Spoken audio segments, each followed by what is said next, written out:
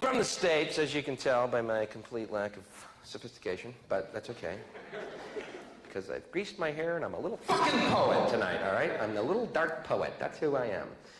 And during we had this big war thing happen. I don't know if you caught any of that, but it was a very stressful time for me, the war. I'll tell you why. I was in the unenviable position of being for the war, but against the troops.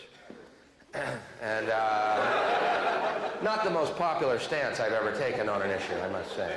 I don't choose wisely always, and yet I'm committed. So, first of all, this needs to be said. There never was a war. How can you say that, Bill? Well, a war is when two armies are fighting. So you see, right there, I think we can all agree it wasn't exactly a war. And Bush, President Bush, a complete surprise, he turned into a demon, man. When he was first president, they called him the wimp president. I mean, this was the cover of Newsweek. Wimp president. Apparently, this stuck in this guy's craw. Guy turned into a fucking demon, man. We surrender. Not good enough. We run away. Too little, too late. We're having way too much fun. Those guys were in hog heaven out there. You understand, man? They had a big weapons catalog opened up. What's G12 do, Tommy? Well, it says here it destroys everything but the fillings in their teeth. Helps us pay for the war effort. Well, shit, pull that one up. Pull up G12, please.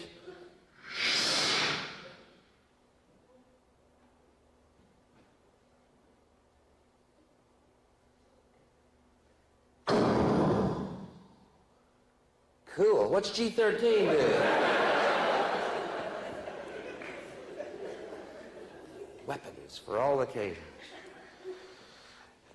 And everyone got excited about the technology. And I guess it was pretty incredible watching a missile fly down an air vent. Pretty unbelievable. But couldn't we feasibly use that same technology to shoot food at hungry people?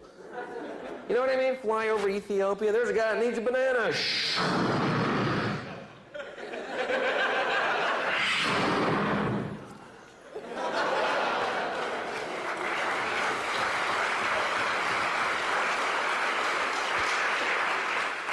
The stealth banana. Smart fruit.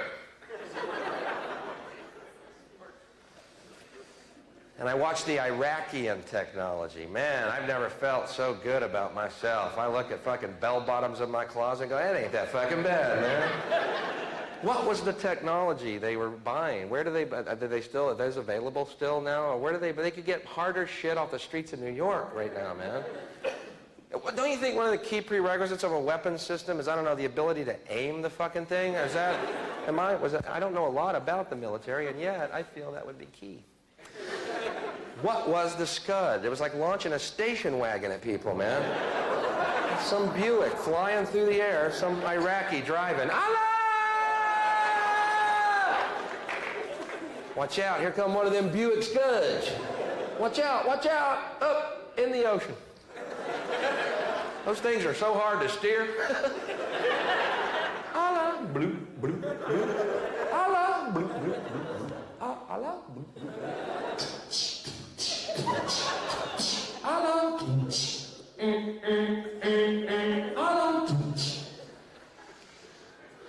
Another Buick Scud.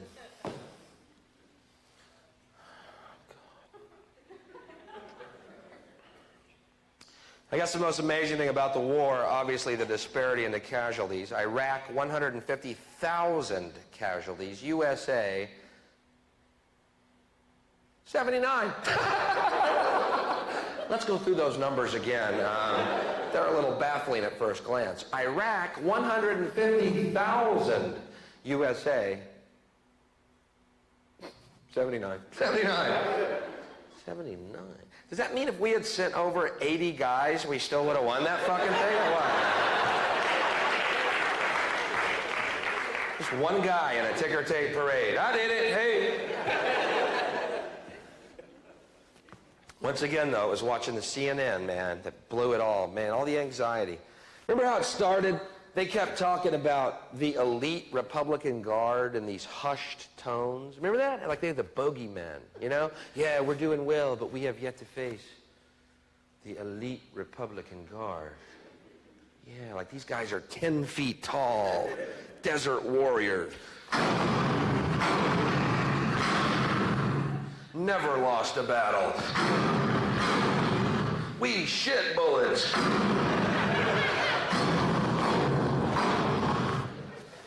Well, after 2.5 months of continuous carpet bombing and not one reaction at all from these fuckers, they became simply the Republican Guard. Not nearly as elite as we may have led you to believe.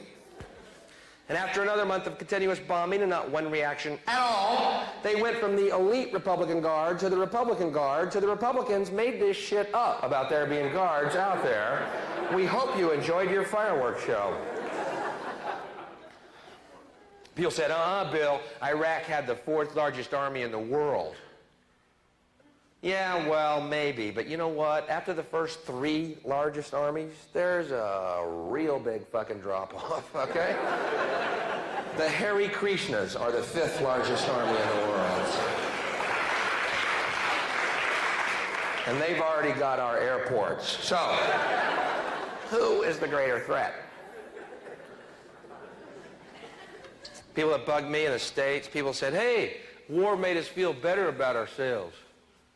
Really? Who are these people with such low self-esteem? They need a war to feel better about themselves. I saw them on the news waving their flags. Could I recommend, instead of a war to feel better about yourself, perhaps sit-ups? Maybe a fruit cup? 6 to 8 glasses of water a day. I'm not telling you how to live. I'm just recommending perhaps a better way to feel better about yourself. And we can avoid a conflagration. Merely